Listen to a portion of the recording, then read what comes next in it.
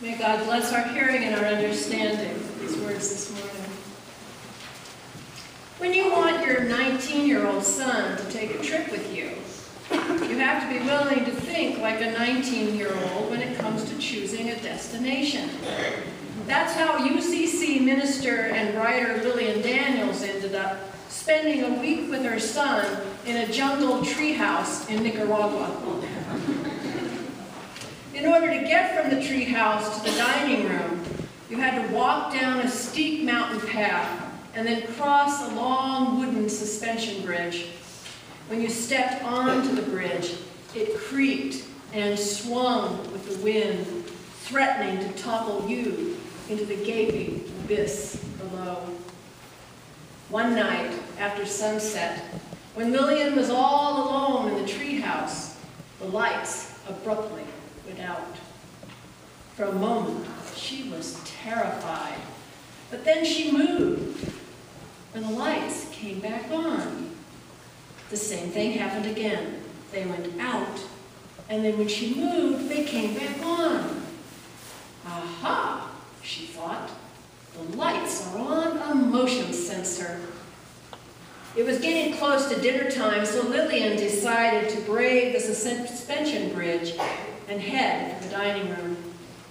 Following the lights placed along the path, she made her way to the bridge and stepped out onto the swaying wooden slats, barely able to see where she was placing her feet.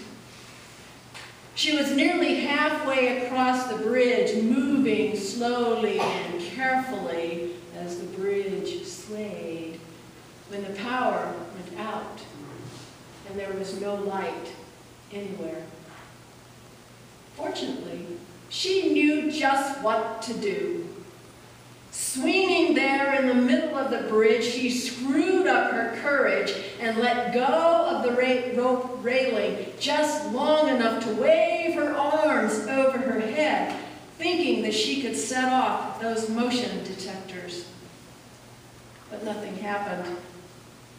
Lillian waved her arms harder, but she was still in total darkness. After waiting in vain several minutes for the lights to come back on, she realized she was stuck. She could stay on the bridge, swinging in the darkness, or she could put one foot in front of the other and keep on going. Both options terrified her. Given that it was dinner time, she let her hunger do the walking and slowly shuffled her shaking legs to the other side of the bridge. Of course, as soon as she was safely across and off the bridge, the lights came on. Lillian later found out that there were no motion sensors on any of the lights. In the jungle, the power goes out all the time, and sometimes it comes back on. Out there on that bridge, waving her hands like a magician, she thought she had the power to turn the lights on. But she didn't. The source of power was somewhere else entirely, and she did not control it.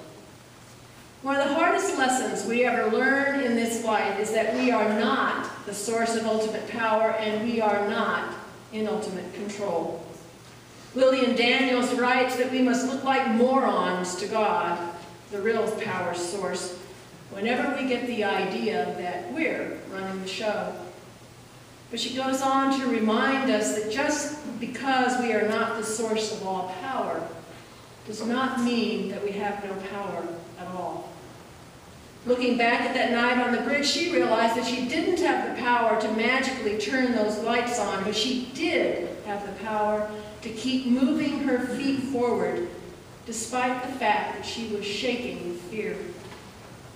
It seems to me that Lillian Daniels has given us just about a perfect metaphor for the life of faith, which is at its heart figuring out when to use our own power and when to rely on God's much greater power. Learning to trust God's power lies at the heart of both our scripture readings this morning. In the powerful reading from Isaiah, the prophet relays God's message to the people. Don't be afraid, God tells us. I've called your name. You're mine. When you're in rough waters, you will not go down. When you're between a rock and a hard place, it won't be a dead end, because I am God, your personal God. Notice that God does not promise you will never have problems, never be in a difficult place, never land in the middle of a swaying bridge with the lights out. God doesn't promise life will always be easy. God just promises to always be there, a source of power on which we can draw if we choose. In the reading from Luke's Gospel, Jesus is baptized, not because he needs to be forgiven for his sins, but because he is demonstrating to the people who witness the occasion that he will rely on the power of the one who claims and names him. As Jesus comes up out of the water, a voice is heard to declare, "You are my Son, chosen and marked by my love, pride of my life." In his heavenly declaration, we hear echoes of the promise we heard in Isaiah. Don't be afraid. I've called your name. You're mine. God is not promising that Jesus will have an easy life. We know he won't. God is promising that Jesus can rely on God's power to see him through whatever his life holds. This morning, 9 young people will be confirmed in the faith of this church. They are all in different places along the journey of faith. Some are standing at this moment on solid ground, at least for right now, standing on solid ground, sure of their beliefs at this point and ready to rely on God. Others are out in the middle of the bridge, frantically waving their arms in the hope that the light will go on. Wherever they are, God has staked a claim and made a promise to them. I've called your name. You're mine. Wherever you are, I'm there with you. When you're between a rock and a hard place, it won't be a dead end, because I am God, your personal God. Now, these 9 students have each chosen a piece of scripture to memorize and deliver this morning. These pieces of scripture, students, you may think are kind of random. I gave you a list and you had to grab something, and frankly, I know that at least part of your choosing was you picked the short ones.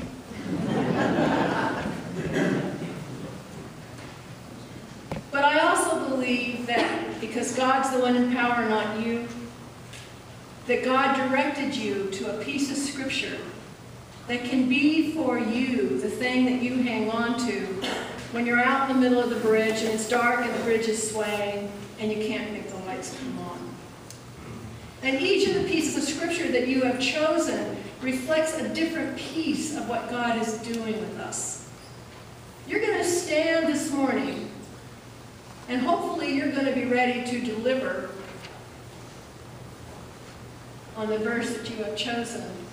But the good news is that should you get up there and suddenly find the lights go out, we'll make sure the lights come back on for you.